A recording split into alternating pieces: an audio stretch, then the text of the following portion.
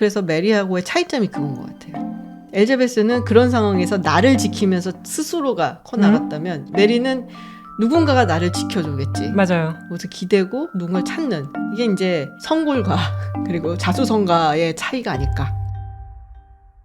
네, 안녕하세요. 롱테크 김주윤입니다. 안녕하세요. 전혜입니다. 네, 저희가 지난번에 그 스코틀랜드 여행기를 하면서 서로 간에 얼마나 다른가를 한번 또 짚어봤고요. 오늘은 역사 이야기로 돌아왔습니다. 네, 스코틀랜드 역사 되게 재밌는 게 많고, 사실은 뭐 스코틀랜드 역사라고 하지만은 잉글랜드, 프랑스, 뭐 스페인하고 다 얽혀있기 때문에 맞아요. 그 시대가 매우 다이나믹한 네, 그런 시대였어서 이 얘기를 조금 해보려고 합니다. 네. 근데 또 우리가 스코틀랜드니까 우리한테 조금은 평가절하 혹은 잘 안 날려있지만 사실은 그 시대의 기준으로 본다면은 대단한 여자였었던 네. 스코틀랜드의 여왕 메리 스튜어트에 네. 대한 이야기를 좀 해보려고 해요. 네. 근데 메리 스튜어트 하면 우리 은하님은 뭐가 먼저 딱 이미지가 떠오르세요? 잘못된 선택? 그치. 그 아주 변곡점마다 아주 잘못된 맞아요. 선택을 하는. 특히 남자에 대해서 굉장히 나쁜 선택만 했던. 맞아요. 근데 저는 사실 뭐 조금 더 이제 역사를 보고만 알면서 느낀 게, 이 여자가 정말 뭐 어떤 의미에서는 대단한 여자였구나라는 생각을 하는데, 한국에서는 약간은 조금 남자 좋아하다 망한 여자처럼 되어 있거든요. 저도 그렇게 생각했어요. 근데 뭐랄까 좀 내 생각에는 우리 이원복 선생님의 먼 나라 이웃 나라에서 묘사된 메리 스튜어트가 약간 요즘 그 젠지들 모를 것 같은데. 먼 나라 이웃 나라? 야, 우리 에드와로. 그래? 워낙 지금까지 잘 팔리는 베스트셀러. 그래요? 근데 거기서는 물론 엘자베스 여왕에 대해서 굉장히 좋게 표현을 하면서 네.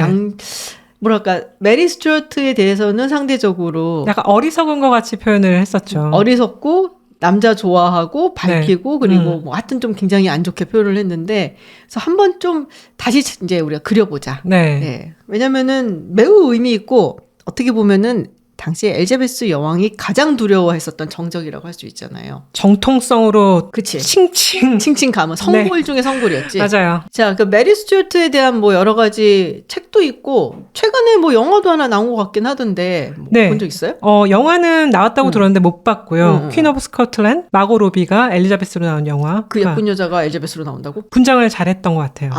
그렇게 분장했어. 이번에 스코틀랜드 가면서 스코틀랜드에 대한 책이 별로 없잖아요, 우리나라에. 그러게. 네, 그래서 한 권 가져간 게 집에 오래전부터 있었던 메리 여왕에 대한 그 책을 가져갔는데 캐럴 셰퍼란 분의 책입니다. 그렇구나. 네. 저는 옛날에 캐나다에 있을 때 책을 한 권 산 게 있거든요. 엘자베스 앤 메리라고 해서 제인 던이라는 이제 역사학자인가요? 네. 역사 쪽 하는 분이라고 알고 있는데, 뭐 하여튼 되게 재밌게 읽었어요.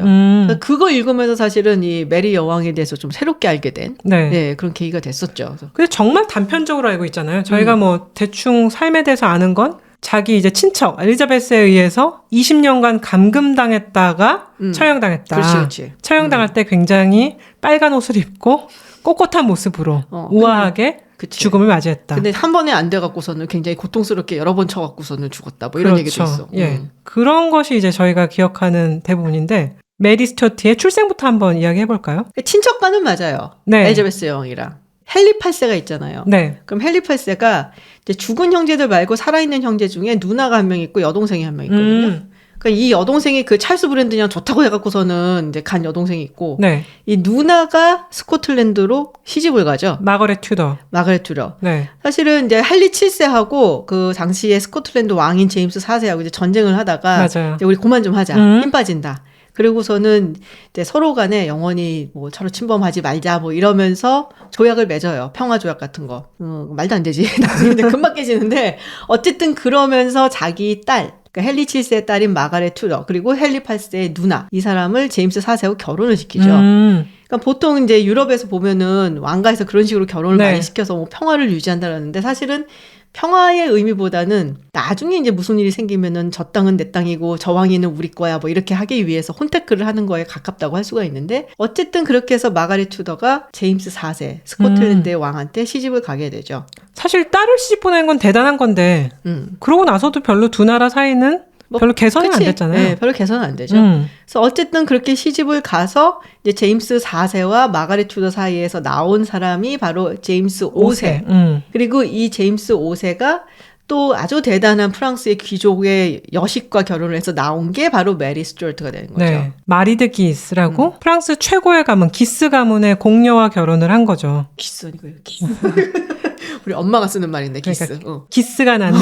아 정말 대단한 가문이에요. 그렇죠? 맞아요. 프랑스를 들었다 놨다 하는. 사실 왕자리 빼놓고는 모든 게 있었던 가문 같아요. 거의 왕자도 위협할 수 있었던 맞아요. 대단한 가문이었고 그 당시 이제 유럽 특히 뭐 프랑스도 마찬가지지만 거기를 휩쓸었던 게 이제 종교 문제였잖아요. 맞아요. 신교와 불교의 싸움. 카톨릭이냐 프로테스탄트냐. 그렇죠. 근데 이 기스 가문 같은 경우는 프랑스의 카톨릭을 거의 진두지휘하는 맞아요. 수장과 같은 그런 역할을 했는데 그 기스 가문의 이제 딸이 마리 드 기스, 즉 메리 스튜어트의 엄마인데 외삼촌이 여럿이 있었거든요. 네. 그러니까 기스 가문에 1대 공작이 있고 2대 공작과 이제 엄마가 이제 뭐 남매 사이인 거죠.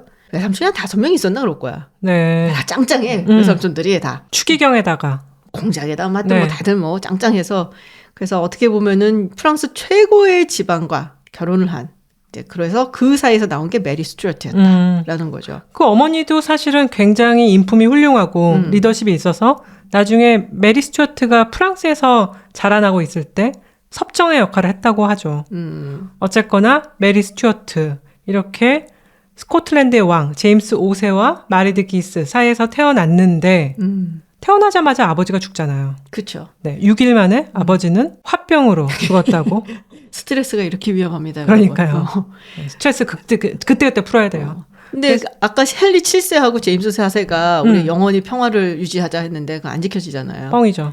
헨리 8세가 이제 뭐 막 스코틀랜드 침공도 하고 또 사실은 제임스 5세가 또 이제 내려오기도 하고 뭐 이런 식으로 해서 잉글랜드와 스코틀랜드는 항상 이렇게 전쟁을 하는데 그게 이제 지정학적으로 보면은 어쩔 수가 없어요. 애매하죠. 네. 하나의 섬 안에 두 나라가 존재하고 있으니까요. 그리고 이게 우리는 사실 그게 감이 별로 없는 게 일단은 현재는 이제 휴전선이 있고 그리고 다 바다로 이렇게 있으니까. 아, 우리나라? 우리나라 같은 경우는. 근데 이제 유럽 같은 경우는 큰 대륙에 많은 나라들이 있는 거잖아요. 그리고 그 국경선이 정해진 것도 사실 얼마 안 된 경우도 많아요. 맞아요.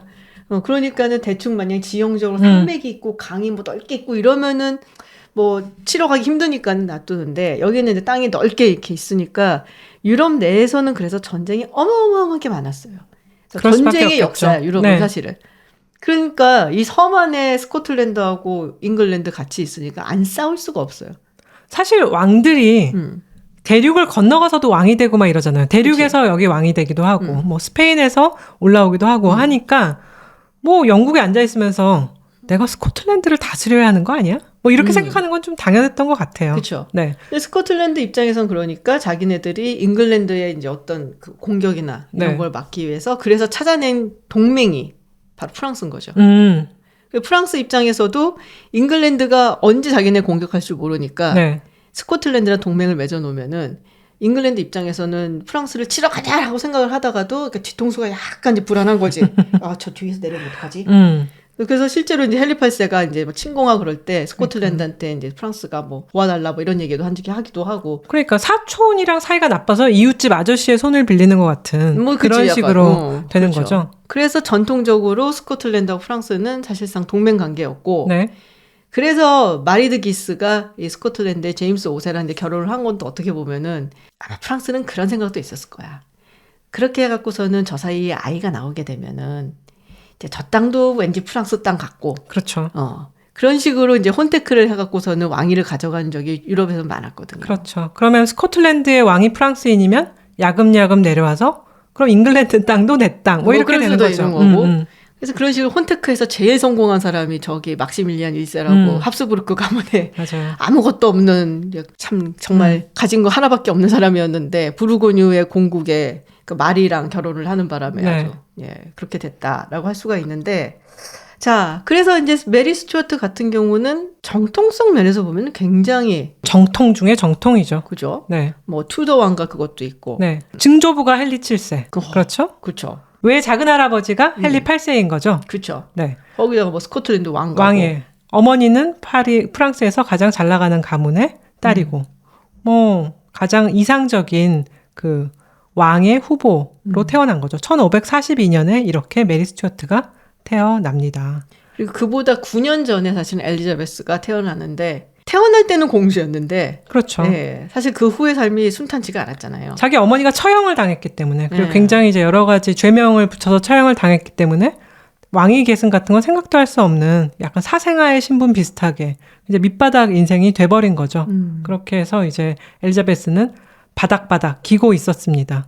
그런데 메리 스튜어트 이제 왕이 됐어요. 태어난 지 6일 만에 아버지가 돌아가시고 아버지가 돌아가시니까 그 스코틀랜드의 왕위가 비어 있잖아요. 그렇죠. 그러니까 9개월 후에 그 신하들이 그 아기를 대충 앉혀갖고 붙잡고 막 그 왕관을 갖다 억지로 씌워서 이제 스코틀랜드의 여왕을 만들죠. 여왕을 만들었는데 헨리 8세가 이 여왕, 이 아기는 내 며느리를 만들어야겠어. 에드워드 6세랑 결혼을 시키려고 그러죠. 그렇게 했더니 프랑스 가만히 있을 수 없죠. 가만히 있을 수 없지. 아, 무슨 소리야. 안 돼. 라고 하면서 그 어머니가 이 아기를 극적으로 빼돌리는 거죠. 그래서 프랑스로 가게 됩니다. 그것도 사실은 이제 혼테크라고 볼 수밖에 없는 게 헨리 8세도 똑같은 생각을 한 거예요.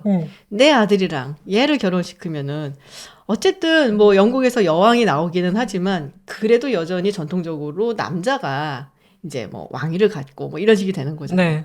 그러니까 스코틀랜드도 내 거, 아니면 내 아들 거 뭐 이렇게 되니까. 그렇죠. 근데 프랑스 입장에서 그걸 볼 수가 없잖아요. 지금 영국, 잉글랜드 견제하려고 스코틀랜드 그렇게 빵빵하게 대줬는데 그래서 사실은 이제 어머니가 어린 메리를 이제 데리고 프랑스로 와서 거기서 키운 거잖아요. 네.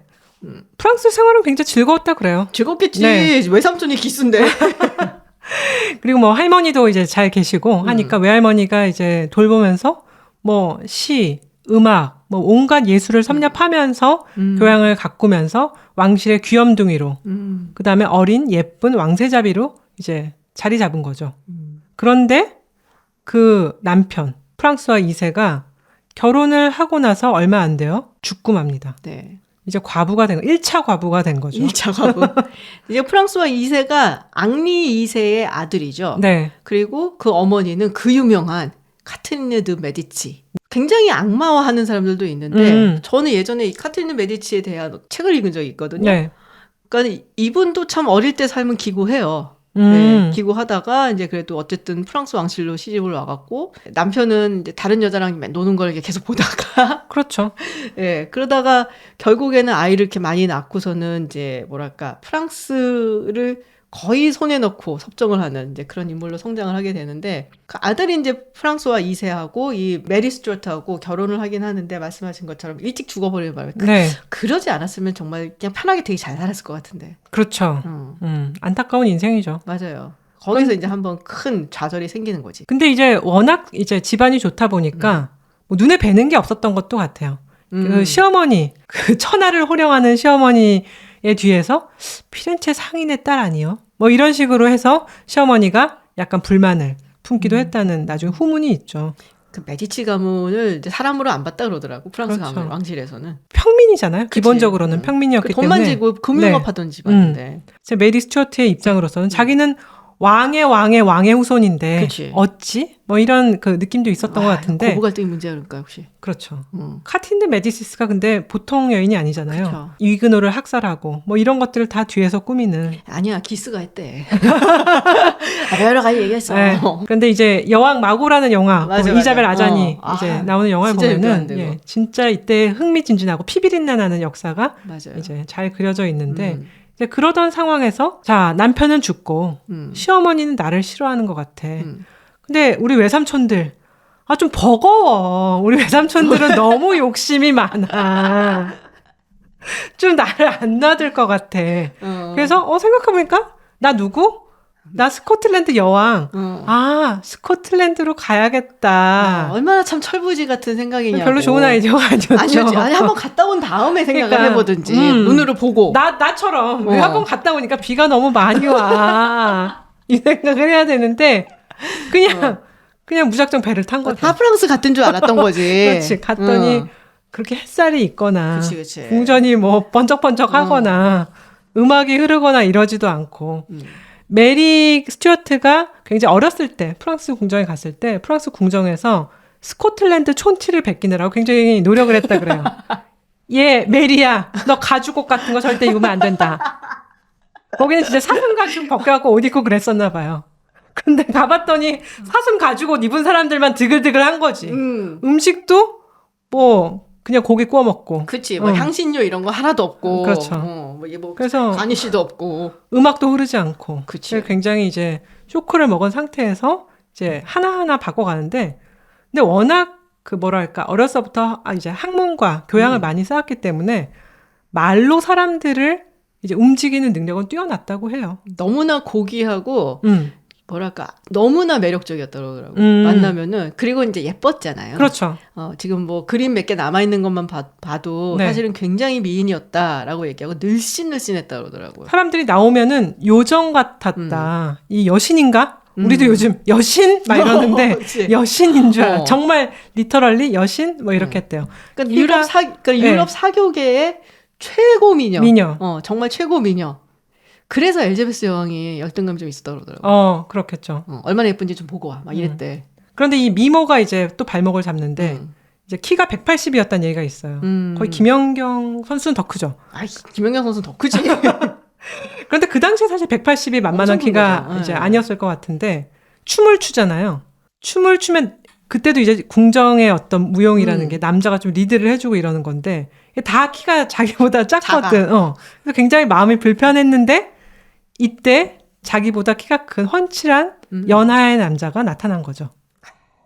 문제. 그런 걸 보면 안 돼. 그러니까. 그렇지. 그러니까 또 그런 얼굴이 하얗고 여기 스코틀랜드 사람들 왠지 뭐 불구스름한 것 같은데 얼굴 거의 빨갛고 얼굴 허옇고 손도 매끈매끈하고 뭐 이런 키 큰 남자가 나와서 춤도 잘 추고 교양도 있고 하니까 사랑에 빠졌죠. 그 남자 이름이 단리경입니다. 단리경. 네. 근데 단리경이 사실은 메리 스튜어트하고 친척한 게 어떻게 보면은 맞아요. 네. 사촌인 셈이에요. 그렇죠. 사촌이라 그래야 되나? 하여튼 할머니가 같습니다. 할머니 마가렛 튜더. 마가렛 튜더. 그러니까 제임스 4세한테 시집을 간 마가렛 튜더. 그러니까 헨리 8세의 누나. 제임스 4세가 죽었잖아요. 사실 전투에서 이제 죽는 셈인데 뭐 그분 집안도 좋고 뭐 내가 가만히 있을 수 없죠. 다시 결혼을 합니다. 그 집안이 하여튼 좀 드세 보면은. 네, 그래서 아치볼드 더글라스, 앵거스 경이라는 그 영국의 귀족한테 다시 이제 결혼하는데 이름 되게 아치볼드 더글라스 막 다. 막 귀족 같지. 너무. 캔디캔디에 나왔던 아치가 그 아치볼드 아니었냐? 그런가요? 아치볼드란 이름이 거기도 나오죠. 가십걸. 네. 귀족 같다. 좋은 이름이에요.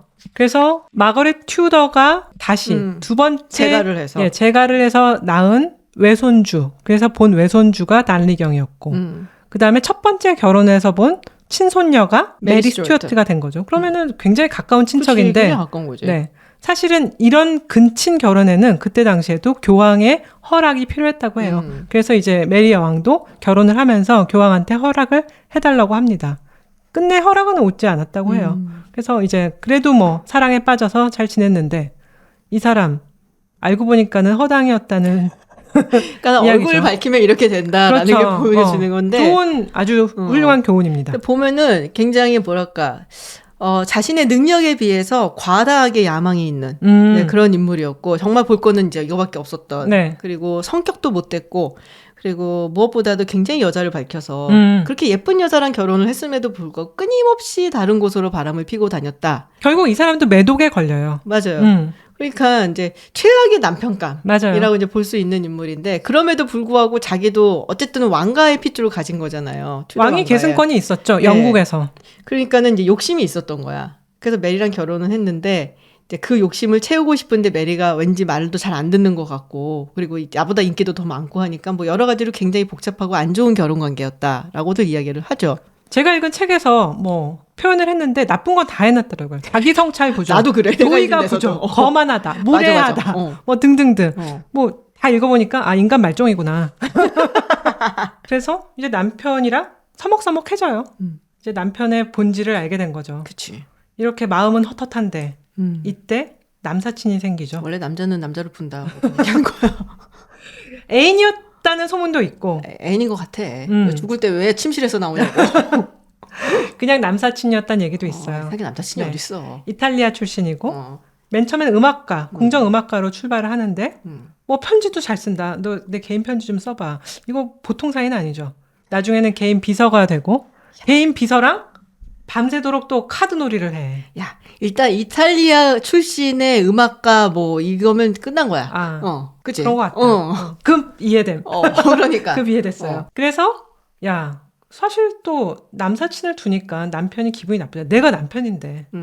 지가 한 거 생각 못하는 거죠. 그래서 이제 기분 나쁘고 부부 사이는 멀어져가는 와중에 그래도 아기를 가져요. 나중에 제임스 1세가 그쵸? 되는 이제 아기를 가지는데 단리경이 나쁜 마음을 먹는데 저놈을 죽이자. 저 리치오라는 이탈리아 놈을 죽이고 사람이 죽는 걸 눈앞에서 보면 충격을 받고 유산을 하게 될 거 아니야? 유산을 하게 되면 그 당시에는 유산을 하면 대부분 산모가 죽었대요. 그래서 자연스럽게 자연사를 시키는 거죠. 죽고. 그러면 나 누구? 나 이제 왕이 되는 거야. 드디어 내가 영국에서도 왕이 될 수 있었지만 스코틀랜드의 왕이 되는 거야. 이렇게 계획을 세워놓고 리치오를 죽이죠. 그런데 죽이고 나서는 메리 스튜어트가 유산을 할 줄 알았는데 나름 신체는 건강하셔서 아들은 잘 낳고 어떻게 이제 달리경과 관계도 회복하면서 권력을 다시 주섬주섬 다시 차지하게 되는 메리 스튜어트. 근데 그 메리 스튜어트 이야기를 이제 그녀의 어떤 전기나 이런 스토리만 보는 게 아니라 그 스코틀랜드 당시 상황을 사실 조금 볼 필요가 있는 게요. 우리가 메리 스튜어트 얘기에 이제 약간 함몰이 되어 있다 보니까 스코틀랜드를 카톨릭으로 생각을 하는 경우들이 많아요. 그렇죠. 근데 아니거든. 이미 1560년에 스코틀랜드 의회에서 카톨릭을 폐지를 하고 그다음에 사실 스코틀랜드는 장로회로 가게 되죠. 그러니까는 일종의 이제 종교 개혁을 한 거야. 맞아요. 예. 그래서 귀족이라든지 이런 사람들, 그리고 그 중에서 굉장히 유명한 사람이 이제 존 넉스. 귀족이나 이런 사람들, 뭐 세력을 가진 사람들이 전부 다 사실 개신교였기 때문에 메리는 카톨릭이었잖아요. 맞아요. 그러니까 돌아왔을 때 상당히 험난한 그 주변 환경에 놓여져 있었던 거예요. 맞아요. 그걸 생각 사실 잘 못했던 것도 메리의 착각이었었던 거고, 어떻게 보면 프랑스에서는 메리한테 거기를 가면은 좋겠다라고 생각을 했었던 게, 거기 가서 메리가 만약에 스코틀랜드를 접수를 잘하게 되면은 그럼 카톨릭 세력이 또 번지는 것이 되는 거고, 그리고 뭐 프랑스랑 스코틀랜드는 워낙에 또 사이가 좋았고 고부 갈등이 있다고 하지만 어쨌든 뭐 프랑스의 또 피를 가진 그런 여왕이니까. 사실 메리 스튜어트가 이제 왕권을 가지고 스코틀랜드에서 이제 번성하기를 원하는 쪽이 그 외가 쪽인 프랑스뿐만이 아니라 스페인도 있었고 거기다가 교황이 있었죠. 그쵸. 그래서 그 세력들, 카톨릭 세력들이 모두 메리 스튜어트가 가서 위그노드를 그냥 싸그리 처단해달라. 처단하고 카톨릭을 다시 번성했으면 좋겠다라고 했는데, 사실 메리 스튜어트는 그러기는 원하지 않았고 자기는 스코틀랜드의 여왕이다. 어쨌든 구교권 신교권 잘 지내야 한다라는 이제 굉장히 정치적으로 훌륭한 입장이에요. 그죠? 맞아요. 그렇게 하고 존 넉스는 좀 굉장히 신경질적으로 메리 스튜어트의 일거수일투족을 봤다고 해요. 왜냐면 이게 이제 칼뱅주의를 굉장히 영향을 많이 받은 사람이잖아요. 그러니까 또 프로테스탄트 또 개신교 쪽이 금욕적이죠. 굉장히 금욕적이죠. 그러니까는 메리 스튜어트가 와서 뭐 리치오랑 또 좀 잘 지내고 뭐 또 워낙에 그 사교계 활동을 잘 하시니까 여왕이 마음에 좀 안 들고, 그러니까 뭐라도 잘못하면은 이제 눈여겨보고 있었던 거지. 마음에 좀 안 들었다. 뭐 이런 거지, 사실은. 그리고 교황이라든지 스페인이라든지 이쪽 입장에서도 원래 잉글랜드가 사실 헨리 8세가 이혼하고 어쩌고저쩌고 하면서 바뀐 거잖아요, 성교회로. 근데 재밌는 게 뭐냐면은 성공회 같은 경우는 이름만 성공회로 바꾸고, 그리고 이제 교황이 그거를 이제 관장하던 거에서 국왕으로 넘어간 거 외에는 사실 카톨릭하고 그렇게 차이가 없었다 그러더라고요. 맞아요. 그리고 약간 좀 체계적으로 이렇게 있다라든지 뭐 이런 부분이 되게 비슷한데, 스코틀랜드 같은 경우는 오히려 훨씬 더 민주적이었다고 그러더라고. 장로교나 이런 쪽이. 그래서 같은 개신교 쪽으로 갔다라고도 얘기하지만 잉글랜드의 성공회하고 스코틀랜드 쪽의 장로교는 성격이 좀 많이 달랐다 그러더라고. 굉장히 그런 그 예배의 분위기도 굉장히 소박하고 단순해서, 저도 이번에 사실 가서 스코틀랜드에서 한번 교회를 가봤는데 너무 순식간에 예식이 끝나는 거예요. 그래서 어떤 종교지라고 인식을 못하고 갔다가 여기가 카톨릭이 아니지라고 이제 깨달은 부분도 있고 그랬던 것이 메리 스튜어트한테도 마찬가지였다고 해요. 메리 스튜어트가 굉장히 엄숙하게 카톨릭식 미사를 드리는 걸 보고 주변에 프로테스탄트 귀족들이 이제 비난을 했다고 해요. 그렇군요. 네. 하여간 이렇게 이제 달리와 메리 스튜어트는 애를 하나 낳고 관계를 다시 좋게 해야 되는데, 사실 부부관계가 한번 깨진 쪽박이 다시 붙질 않잖아요. 그리고 달리의 집안이 사실 엄청나게 권위적이고 야망이 있고, 영국의 귀족과 스코틀랜드의 귀족이 모두 미워하는 집안이었다고. 그렇게 쉽지 않은데. 그렇지. 모두 다 싫어하는 집안. 그래 싫어할 만하더라고 보면은. 그래서 뭐 성격도 그렇고 애도 이제 시원찮고 하니까 그치. 귀족들이 음모를 꾸미죠. 그래서 음모를 꾸며서 어느 날 달리가 머물던 처소에 폭탄을 던집니다. 근데 폭탄으로 죽진 않아요. 네. 도망가다가 사실 죽었는데 나중에 봤더니 교살 그렇죠. 목이 쫄려 있었죠. 네. 폭탄은 던져서 폭음은 들렸는데 알고 보니까 풀밭에 쓰러져 있어. 그러니까. 뭐 약간 이상한 죽음이죠. 이제 그렇게 해서 달리는 또 죽으니 이번에 2차 과부가 되었습니다. 2차 미망인이 되었어요. 네. 자, 그럼 또 멘붕이네요. 애는 하나 있고. 자, 근데 그 전에 사실은 이제 이 메리 스튜어트가 돌아온 게 1561년인가 그래요. 스코틀랜드로 온 게. 네. 근데 엘자베스 여왕이 즉위를 한 게 1558년인가 그래요. 그러니까는 우리가 엘자베스 여왕 하면은 뭐 영국에서 정말 가장 훌륭한 왕 중에 한 명이고 막 이렇게 생각을 하잖아요. 그쵸. 근데 사실 처음에 즉위하고 이랬을 때는 굉장히 왕권이 이렇게 정착이 안 되어 있었던? 그러니까 정통성이 일단 부정이 되는 거죠. 그렇죠. 예전에 이제 헨리 8세 때 말씀했었던 것처럼 그때 공주 지위를 박탈당했다가 네. 다시 이제 올라온 것도 있고, 또 여러 가지 이제 이유로 해서 그 어머니가 워낙에 또 미움을 많이 받아서 영국 국민들한테. 그래서 이 엘자베스 여왕에 대한 영화 있잖아요. 케이트 블랜쳇이나 그걸 보면은 굉장히 많은 암살, 음모가 있었고 죽을 뻔하고 이런 고비들을 넘겨요, 이 사람이. 맞아요. 그래서 어떻게 보면은 자기가 살기 위해서 권력을 잡은 사람이거든. 근데 이제 아직 뭐 한 2, 3년밖에 안 지났는데 네. 이제 성골 메리 스튜어트가 스코틀랜드로 온다니까 딱 위기감이 생기잖아. 너무 싫지. 너무 싫지. 또 과부래. 그래갖고서는 내가 괜찮은 혼처를 하나 뭐 이러고 얘기도 했다고. 더들리.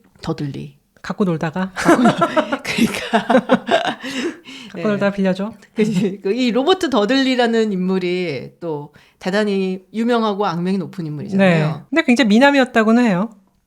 아니 이 집안이 얼굴 좀 밝혀보니까 이 더들리 집안이 사실은 지난번 시간에 제가 얘기했었던 제인 그레이 집안하고 연관이 있어요. 제인 그레이가 결혼했던 사람 이름이 길포드 더들리예요. 형제인가요? 형제예요. 이 길포드 더들리의 형이 로버트 더들리고 그 아버지가 존 더들리인데 그때 사실은 이제 언니 메리 여왕 네. 이제 그 어떻게 보면 반란을 일으킨 거고 하니까 이 아버지 존 더들리하고 그리고 길포드 더들리는 사형을 당해. 이 로버트 더들만 이제 사실 살아남은 건데 그러면서 집안이 완전히 몰락을 하는 거죠. 오. 그래도 여왕의 총애를 다시 입었네. 그러니까 엘자베스가 좀 어릴 때 힘들 때부터 이 로버트 더들리가 약간 동병상련 막 약간 이런 거라고 해야 되나? 그래서 되게 친하게 지냈다 그러더라고요. 아, 그렇군요. 그래서 사실 뭐 애인 관계였잖아요. 둘이서. 그렇죠. 그래서 이 로버트 더들리도 이제 집안이 몰락했다 이제 옛날 이제 여사친 혹은 애인 덕분에 이제 막 이제 올라서니까 거기는 진짜 여친이지 사 빼고. 그치 그냥 여친이었지. 그래서 나도 한번 막 이런 생각을 했던 거야. 근데 문제가 있어. 유부남이야. 아. 여왕의 남편이 되고 싶은데 유부남이야. 어떡하지? 근데 희한하게 1561년인가? 그때 1660년인가? 부인이 죽어. 아, 이유 없이?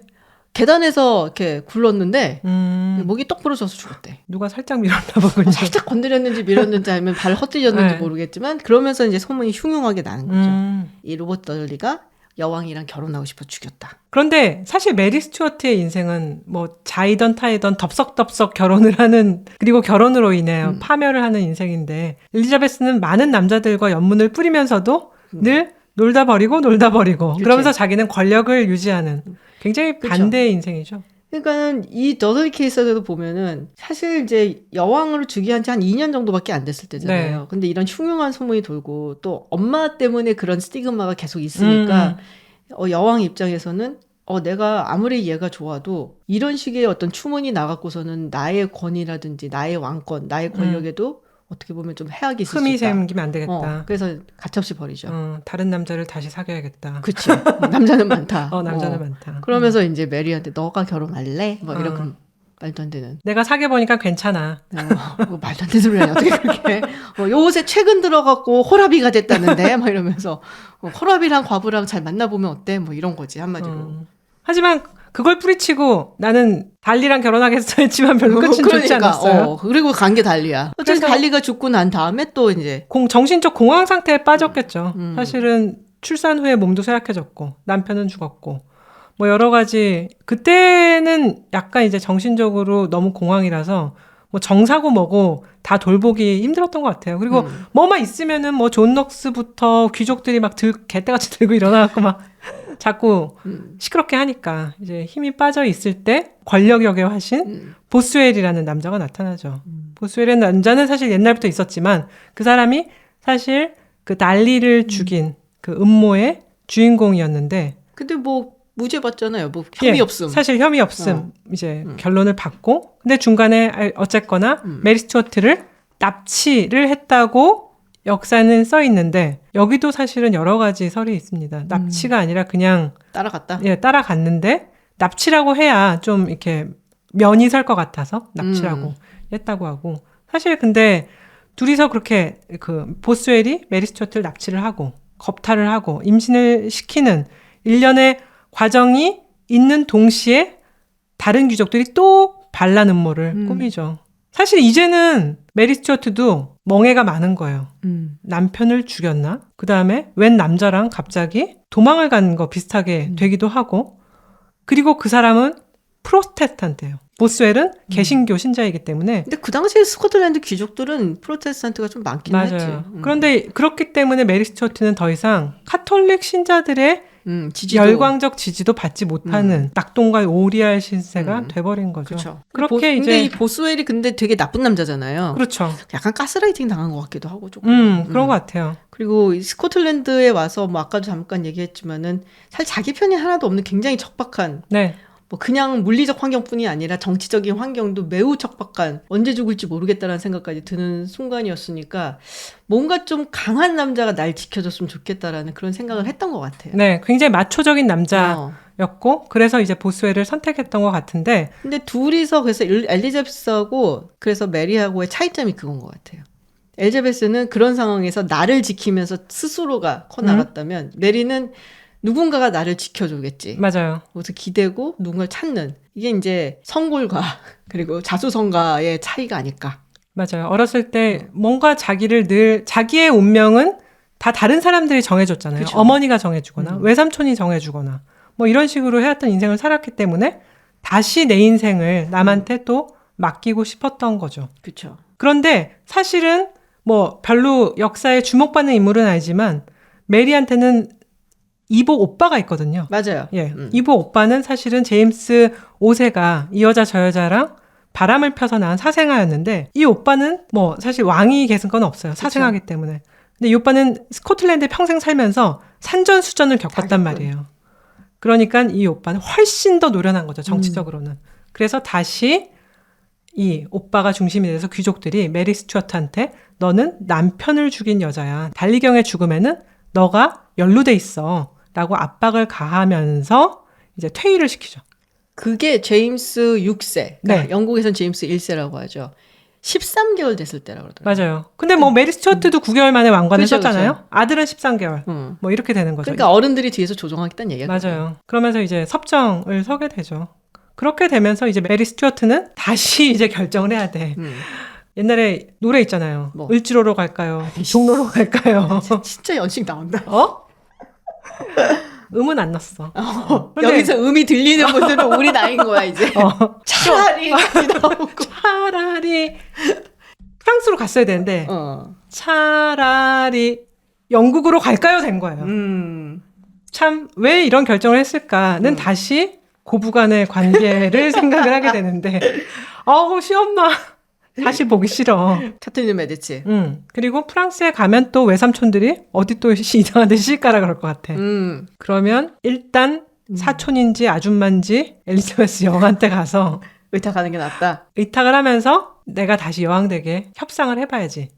나는 말을 잘하잖아. 물론 그 생각도 분명히 있었다 그러더라고요. 네. 약간 메리가 타연할 때부터 여왕이고 왕이고 했으니까 이제 이 권력이라는 것이 얼마나 무서운 것인가 이걸 잘 몰랐다 그러더라고요. 네. 엘리자베스만큼. 그러니까 본인이 거길 가면은 가장 두려워하고 가장 견제할 것이 엘리자베스일 거다라는 생각을 거기 미처 못했던 것 같아요. 근데 거기는 뭐 몇 가지 이유가 있을 수 있는데 나중에 결국에는 엘자베스에 의해서 죽임을 당하기는 하지만 유럽에서 그 당시에 군주가 군주를 죽이는 것은 있을 수가 없는 일이었다는 거지. 왜냐면은 군주는 왕권 신수서이라 보통 얘기하잖아요. 그렇죠. 신으로부터 그 권리를 받은 거기 때문에 만약에 군주를 죽인다면 신을 부정하고 신한테 도전을 하는 행위였어서 그런 일이 있을 수가 없었다는 거예요. 그러니까 엘자베스가 날 건드리지 못할 거다라는 생각을 한 거고 프랑스가 또 그 당시에 이제 막 종교 때문에 난장판이 되기 직전이었잖아요. 이미 그런 전쟁들이 오고 있었고 그 후로 한 3, 4년 후인가 그 성 바르톨로메의 학살이 있었을 거예요. 그렇죠. 그래서 굉장히 좀 불안정하던 시기였단 말이에요. 뭐 위그노랑 카톨릭이랑 싸우고 하니까. 그리고 가만 보니까 이 시어머니가 안 왔으면 하는 눈치도 되게 많은 거야. 시어머니는 사실 기스 가문을 굉장히 부담스러워했죠. 굉장히 부담스러워했죠. 네. 그리고 실제로 프랑스와 2세, 그러니까 메리 스튜어트의 이제 남편, 네. 요소란 남편, 그 다음이 샤를 9세였고, 그리고 샤를 9세 다음에 또 금방 죽어요, 이분도. 그리고서는 이제 앙리 3세가 등장을 하는데, 이 앙리 3세가 앙리 드 기스라고 해서, 네. 그러니까 자기랑 사촌인 거죠. 메리 스튜어트의 사촌. 그러니까 서로 간에 굉장히 사이가 안 좋아진 거지. 나중에 시간이 가면 갈수록. 그 마고랑 연애도 하고 그런 남자잖아요. 그런가? 그 네. 남자인가? 하여튼 그래갖고서는 기스 가문을 이 메디치, 카트린 메디치도 되게 부담스러워 했었는데 네. 여기서 또 하나 온다고 스코틀랜드 왕관을 쓰고 뭐 이게 이제 부담스러웠던 거죠. 그러니까 별로 좋아하지도 않았고 이제 왕이 왕을 못 죽인다고 했잖아. 근데 이제 암살 당하는 경우도 가끔 있거든. 쥐도새도 모르게. 가만 보니까 우리 시어머니가 연금술도 되게 잘 아시고 이 집안이 옛날에 뭐 그런 걸로 좀 유명한 집안이거든. 그러니까 어떻게 보면 메리 스튜어트 입장에서는 그거보다는 엘자베스가 좀 더 안전할 수 있겠다 생각했을 수도 있어요. 그리고 좀 업수이 봤을 수도 있지. 제가 그렇죠. 날 어떻게 감히 어떻게 뭐 이렇게. 사실 저도 나중에 알았는데 엘자베스랑 메리 스튜어트가 어딘가에서 만났을 것 같은데 평생 한 번도 만난 적이 없대요. 그런데 메리 스튜어트는 여러 사람한테 매일 이제 편지를 쓰고 하면서 얘기했던 게 우리가 만나기만 하면 우린 서로 통할 거야. 그러니까 뭐 언니든지 아줌마든지 일단 언니가 나랑 얘기만 하면 우리 왕 대 왕으로 잘 얘기해서 나한테 이제 스코틀랜드 왕이 다시 돌려주고 뭐 아들이랑 공동 왕위 같은 것도 괜찮으니까 다 해주고 그러고 이제 가장 어리석은 생각이 뭐 내가 나중에 언니 죽으면 또 잉글랜드 다스려 줄 수도 있고 언니 애 없잖아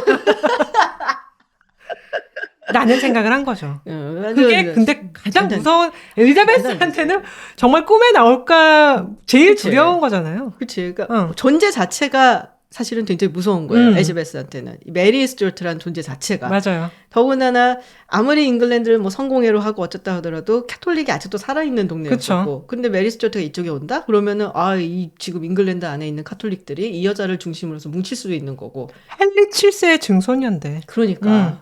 더군다나 프랑스하고 스페인 둘 다 이제 카톨릭 국가잖아요. 맞아요. 호시탐탐 여길 노리고 있는데 그러니까 본인이 얼마나 중요하고 정치적인 상징을 가지는 사람인지 잘 몰랐던 것 같아요. 너무 술을 많이 났나? 술을 많이 났다 그러는데. 이거? 하여간 이제 메리 스튜어트는 그렇게 이제 굉장히 거시적인 측면으로 보면 그때의 정치적, 종교적 지형을 다 이해를 했나. 못했던 것 같아요. 약간 그 의심적인 부분이 있는데 굉장히 미시적으로 주변 사람들한테 자기가 말을 해서 설득시키는 능력은 어마어마하게 뛰어났다고 해요. 옛날부터 워낙 언변이 좋고 뭐 시아버지가 돌아가셨을 때도 나가서 연설을 했대요. 군중들 앞에서. 근데 그것도 굉장히 잘했다고 하고 뭐 왕으로서도 귀족들 앞에서 자기의 의견을 말하고 이런 것도 굉장히 잘했다고 하거든요. 어디에 이제 포로라 그래야 인질로 갇혀 있는데도 주변 사람들이 그 여자가 말하는 것만 들으면 정말 여왕님 역시 다르다. 정말 외모도 뛰어나시고 뭐 이렇게 되니까 엘리자베스는 더더욱 심기가 불편. 불편하죠. 점점 더 험한 성으로 점점 외딴 점점 허름한 성으로 옮겨가게 하는 그렇게 이제 고난의 19년이 된 거죠. 그래서 메리 스튜어트가 이제 처음에 잉글랜드로 오고 말할 때 엘리자베스가 안 봤잖아요. 네. 물어봤대. 시녀들이랑 예쁘니? 얼마나 예쁜데? 나보다 예뻐? 막 이러면서 물어봤다 그러더라고. 우리는 이해가 잘 안 되지만 네. 약간 살아온 인생이라든지 출생이라든지 이런 면에서 자기가 넘을 수 없는 벽이라고 사실 엘자베스는 메리 스튜어트에 대해서 생각을 하고 있었는데 그렇죠. 그거를 메리 스튜어트가 조금 알고 성숙했으면은 거기로 안 갔지. 뒤되든 밤이 되든 프랑스 가갖고 외삼촌 밑에서 사는 거지. 그러다가 뭐 다시 스페인으로 가거나 어디. 그치. 딱 좋네 스페인.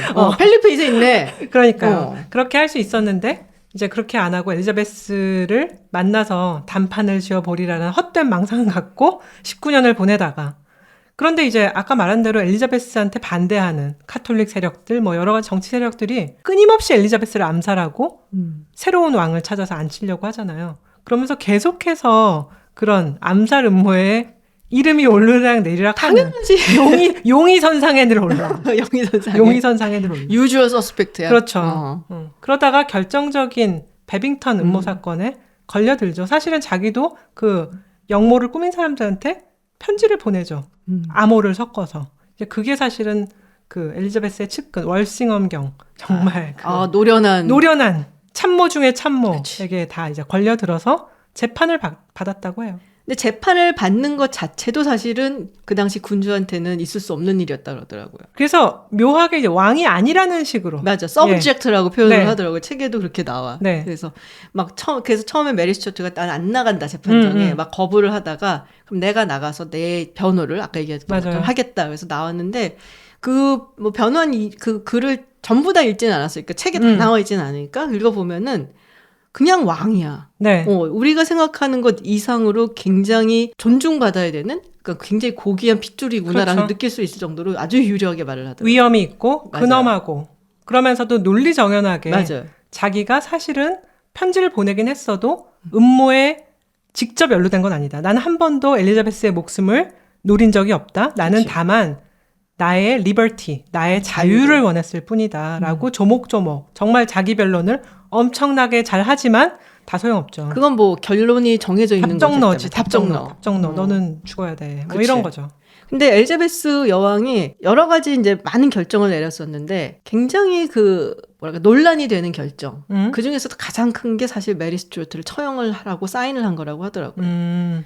그러니까는 뭐 아까도 얘기했지만 군주가 군주를 죽일 수 없다라는 거. 그렇죠. 근데 그게 굉장히 컸고 유럽 사회에서 그게 어마어마하게 충격으로 다가왔다. 또 가까운 친척이고. 그렇죠. 그래서 그때 보면은 5만 군데에서 죽이지 말라 탄원서가 들어와. 그래서 당시 왕이었었던 뭐 앙리 3세, 프랑스의 앙리 3세도 막 보내고, 우리가 이제 이 메리 스튜어트의 아들이 이제 제임스 6세, 영국에서는 제임스 1세라고 하는데 이 제임스도 뭐 엄마하고의 정은 없었어요. 어릴 때는 뭐 떨어져서 있었고. 그리고 외삼촌 옆에서 엄마 욕을 엄청 했을 거 아니야. 니네 아버지를 죽였어. 그래서 그 엄마하고의 뭐 이런 건 없는데 또 종교도 달랐고. 그런데 그럼에도 불구하고 엘리자베스한테 가서 우리 엄마 살려주면 안 되는 얘기를 했대요. 근데 물론 이제 그걸 얘기하는 사람들 중에는 안 그러면 스코틀랜드 사람들이 야, 이 아들내미가 말이야. 어머니가 죽는데 말이야. 저러고 가만히 있는단 말이야. 그러니까. 그것도 인간의 도리가 아니지. 그리고 스코틀랜드 사람 입장에서 뭐 메리 스튜어트가 예쁘진 않아도 어쨌든 자기네들의 왕가의 핏줄인데 저 잉글랜드 놈들이 처형을 시킨다고? 가만히 있으면 안 되니까 뭐 하여튼 가서 뭐 얘기도 하고 뭐 스페인에서도 압박이 들어오고 했는데 어떻게 보면은 유럽에서 허용되지 않았던, 감히 상상하지 못했던 거를 엘리자베스가 해버린 거죠. 그렇기 때문에 메리 스튜어트가 지금 이렇게 신화로 남아있는 거 아닐까 싶어. 근데 그걸 좀 뭐랄까 신화처럼이라기보다, 왜냐면 안 좋게 얘기하는 사람이 너무 많아. 난 굉장히 흥미로운 스토리라고 생각을 하는데. 근데 이제 마리 앙투아네트도 뭐 여러 가지 우리가 잘못된 해석이 있다. 그렇게 사치는 하지 않았다. 뭐 하지만 사실은 전반적인 행동은, 전성기 때 행동은 그렇게 정치적으로 뭐 노련하지 않았잖아요. 그렇죠. 루이 16세와 마리 앙투아네트 모두. 근데 죽을 때 되니까 왕의 권위라는 거, 자신들이 이제 이때까지 배워온 그런 것들을 이제 사람들한테 보이면서 감동을 줬죠. 그 순간에. 하지만은 정말로 정치적으로 노련했다면 혁명의 그 순간까지는 오지 않았을 것처럼 메리 스튜어트도 자기가 이제 위기의 순간에 닥쳤을 때 자기의 권위를 보이고 자기가 얼마만큼 이제 그런 능력과 학식을 갖고 있었는지를 보였지만 인생 자체는 정치적인 어떤 노련함을 보이는 데 실패한 거죠. 그러니까는 굉장히 중요한 결정의 순간에서 제대로 된 결정을 하지 못했다. 다 삑사리를 내지. 그러니까 그게 이제 엘리자베스와의 차이점인 것 같아요. 맞아요. 그리고 아까도 얘기했지만 그 차이점은 밑에서부터 올라가고 얼마나 이 자리가 내 목숨과 연관이 되어 있는가. 그거를 이제 아는 사람과, 결국 동시대 여성 중에 엘리자베스, 그 다음에 이제 시어머니였던 카트린 히트 메디시스, 다 고난을 겪고 그쵸. 어렸을 때 그치. 나의 목숨을 어떻게 부지할 건가. 야, 권력을 잡아야만 내가 살아남을 수 있다를 깨달은 여성 둘과 순진하게 어릴 때부터 권력이 그냥 주어졌던 메리 스튜어트하고 정말 대비되는 삶을 산 거죠. 험하게 키워야 되나 애들은. 갑자기 그 생각이 드는데. 그래서 사실 죽음의 순간이 굉장히 유명하잖아요. 맞아요. 뭐 검은 벨벳 그 드레스 안에 빨간 패티코트를 받쳐 입고 있었다. 뭐 그런데 알고 보니 너무 고생해서 20년간 너무 고생해서 머리가 다 빠져서 거의 대머리. 마리 앙뚜아네트도 백발이 됐다고 그때 그랬잖아. 그게 우리가 스트레스를 안 받아야 머리 숱을 유지할 수 있는데. 그렇지. 하여튼 그런 게 있고 결국 마지막 순간에는 굉장히 위험을 지켰고 그리고 죽고 나니까 치마 속에서 강아지가 나와서 마지막까지 주인을 지켰다는 그런 뭔가 신화와 전설이 얽힌 그런 얘기로 우리는 메리 스튜어트를 기억을 하죠. 나는 사형장에서의 그 얘기는 목을 치잖아요. 근데 이걸 잘 쳐야 되는데 잘 못했대. 그래서 여러 번 졌대. 그래서 우리가 기요틴이라는 게 단두대라는 게 그런 고통을 없애주기 위해서 인류애적으로 발명된 사형장치라고 하죠. 근데 이제 엠버린 같은 경우는 한 번에 그래도 왕비였으니까 쳐주기 위해서 프랑스에서 데리고 오잖아. 사형 집행인을 망나니. 한 번에 싹 가도록. 근데 이 메리 스튜어트 같은 경우는 꽤 여러 번, 한 7번이나 들은 것 같아. 5번인가 6번인가. 그래서 막판에는 오까 하고서는 신음소리를 냈다. 너무 괴로워서. 나 왜 이런 걸 기억하지? 그런 얘기가 있더라고요. 그래서 되게 뭐랄까 비운의 여왕으로 이제 자리매김을 했고 여러 가지 스토리들이 뭐 엘자베스의 화려함과 영광과 막 뭐 대영 제국을 드디어 이제 막 만들기 시작한 뭐 대항해 시대에 뭐 대단한 영국을 만들었다라고 우리가 기억들을 하는데 그에 반해서 이제 메리 스튜어트는 빛에 좀 가려진 그림자 같은 그렇죠. 그런 여인으로 기록이 되고 있죠. 사실은 원래 초반기의 삶은 이쪽이 빛이었고 이쪽이 그림자였다. 그렇죠. 전화위복이고 인생만사 세옹지마다. 근데 결국에는 아들이 잉글랜드의 왕이 되잖아. 맞아요. 결국은 정말 아들을 적통으로 만들었기 때문에 다시 이제 메리 스튜어트의 삶은 정말 전설로 남는 거죠. 그래서 이 스튜어트 왕과에 대한 스코틀랜드 사람들의 애정이 되게 큰 것 같더라고요. 그래서 제임스 6세 그리고 이제 영국에서 제임스 1세가 엘자베스가 아이가 없이 이제 후기자가 없이 죽으니까 이제 왕위를 이어받게 되고 그 영국 사람들, 그러니까 잉글랜드 사람들도 그게 되게 마음에 안 들었나 봐. 스코틀랜드 핏줄이 와갖고서는 왕이 된 게 이제 싫다고 하니까는 제임스 1세, 찰스 1세 죽고 청교도혁명 나서 그리고서는 이제 찰스 2세, 제임스 2세에서 사실 이제 쫓겨나게 되는 거잖아요. 그렇죠. 그래서 뭐 어쨌든 간에 스튜어트 왕가가 이어지게 된다. 뭐 이런 얘기가 있는 거죠. 흥미로운 얘기고 왠지 아직도 스코틀랜드 성에 가면은 이 사람들 귀신이 돌아다니는. 그러니까 그런 느낌 들지 않아? 난 들던데 약간 스털링 성 가니까는 이렇게 으스스한 게. 맞아요. 근데 정말로 다시 돌아보면 그러면 왕의 자리는 어떻게 지킬 수 있는가? 왕의 자리를 지킨다는 것은 엘리자베스 같이 외로움을 견딜 수 있는 사람이 지켜나가는 거 아닌가? 메리 스튜어트는 너무 사랑 속에 살았고 많은 사람들의 사랑을 받았지만 결국 그 사랑에 기대하다가 권력이라는 것은 놓쳐버리는, 하지만 우리는 너무 연민과 사랑 속에 기억하는 전설로 남는 여인이 된 거죠. 사랑밖에 난 몰라. 사랑밖에 난 몰라. 근데 사랑밖에 난 몰라였어야 됐는데 권력도 조금 이제 갖고 싶었기 때문에 그게 좀 문제가 아니었을까. 나는 다 가져야 하지 않아? 나는 여왕인데. 하지만 내가 노력하기는 뭐 그냥 그렇고. 네. 하여튼 그렇습니다. 네, 이렇게 오늘 이제 스코틀랜드를 우리 은하님이 다녀오셔서 스코틀랜드에서 가장 뭐랄까요? 뭐 미스터리하기도 하고 비운의 여인이라고도 불리기도 하고 그리고 사랑받는 여인이라고 할 수 있는 메리 스튜어트, 퀸 오브 스코트라고 얘기를 하죠. 그래서 이야기를 조금 나눠봤어요. 한국에서는 좀 잘 안 알려져 있고 맞아요. 너무 단편적으로 결혼 3번 하고 뭐 이런 것들만 좀 알려져 있고 해갖고 한번 이 여성의 삶은 어땠는지 또 엘자베스 여왕과 어떻게 좀 달랐었는지를 한번 이야기를 좀 나눠봤습니다. 네, 그 시대 정말 재밌는 시대였는데 너무 재밌어요. 얘기 나눠봤고 다음에 더 재밌는 얘기로 한번 찾아뵙겠습니다. 롱테이크 김지윤 전환이었습니다. 고맙습니다. 감사합니다.